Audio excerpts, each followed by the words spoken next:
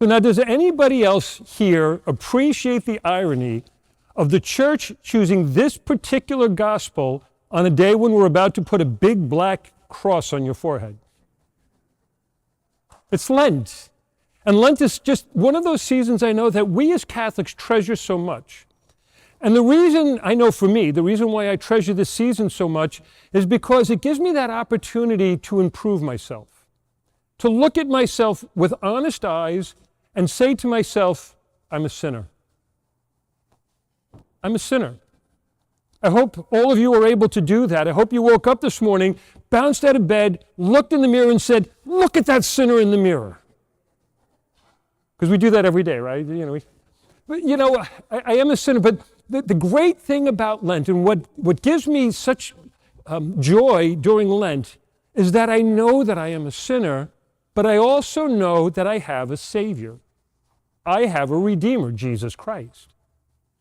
See, sometimes we get so wrapped up in our Lenten practices, we get so wrapped up in our Lenten promises that we sometimes forget that it's for a purpose. Lent is for a purpose. This year, for the weeks of Lent, our parish message theme is going to be, Lent is a pilgrimage of hope. I think sometimes that eludes us. Lent is a pilgrimage of hope. This is a season of promise. This is a season in which we are moving toward something, and that something, of course, is going to be Easter. Lent is a pilgrimage of hope. But also, too, we have to remind ourselves that some of the ways that we can help ourselves, some of the ways that we can make our lives a little bit holier and a little bit better, is by the fastings that we do, the penances that we take on, the things that we do to help discipline and chastise ourselves. And so the traditional things all show up in today's gospel. The traditional things, of course, are prayer. All of us should be more prayerful during Lent. And so during Lent, the parish is now going to offer you opportunities for prayer every day before the Blessed Sacrament. They'll be offering you the opportunities every Monday so that you can come here on Mondays. And we're going to be following a book called Rebuilt Faith, written by Father Michael White and Mr. Tom Cochran. Wonderful, wonderful thing. And it's a day by day. It's got 42 days in it that you can follow and read along and be challenged in some way to grow in your faith. I think they did an excellent job. They're both, working in a parish, so they understand the parish experience. They understand the people's experience when they wrote this book. So it's available. You can buy it online. It's very easy to get. There are links on our websites and other places if you want to find more about it. But the prayer part of it, I think, is important. And what we're offering for you today, if you want, before you leave, is you can pick up one or both of these booklets. This one booklet is taking the daily readings during Lent. It's Bishop Robert Barron. He writes a little reflection on it and gives you some space afterwards so that you can yourself fill in what the reading spoke to you. This one is called The Lenten Companion, and it's Walking with Mary to Jerusalem this year. He's done different versions. This year, it's a pilgrimage. He's making a pilgrimage with Mary to Jerusalem. So these will be available in the lobby afterwards if you want to purchase them for a nominal fee. The other parts, though, of Lent is the parts sometimes that what Jesus was talking about, that secret part. We can pray on our own. We can pray together here as an assembly. We can do these different things.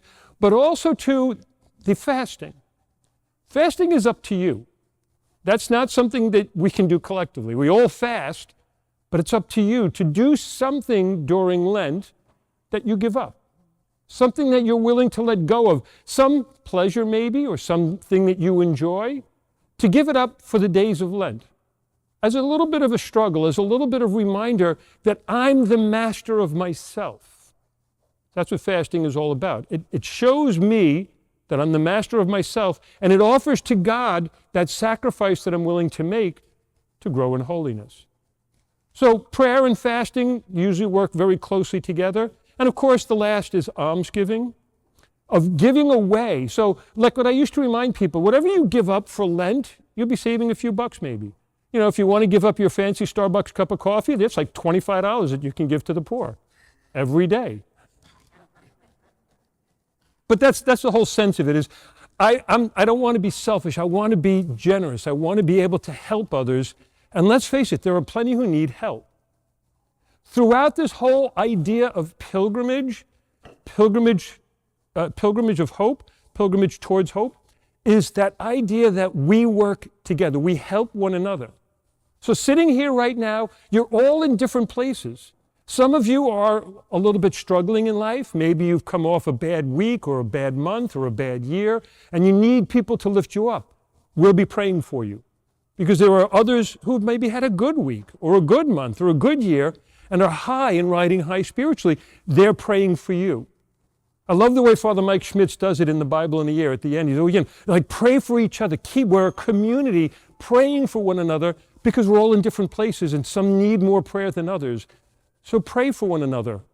Keep praying and keep walking this journey together. Because as pilgrims of hope, pilgrims are all moving in the same direction behind the same leadership.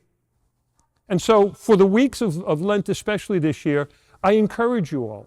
I encourage you to move more deeply into your faith, to make some promise every day that what you're going to do to grow in holiness, whether it be following in one of these little booklets, whether it be coming to the holy hours that we're going to have in the church here each evening, whether it be attending daily Mass if you can, etc., etc. But make some promise of something that's going to be different in your life, because if nothing changes, nothing changes. And if you don't make some change in your life beginning today for the next few weeks, when Easter comes, nothing will be different. And so that's my request to all of you. Promise that for the days of Lent and for the weeks of Lent, that you're going to make some commitment beginning today so that when we reach Easter, you will be different. Something about you will be different. And hopefully that difference will be you love Jesus Christ all the more.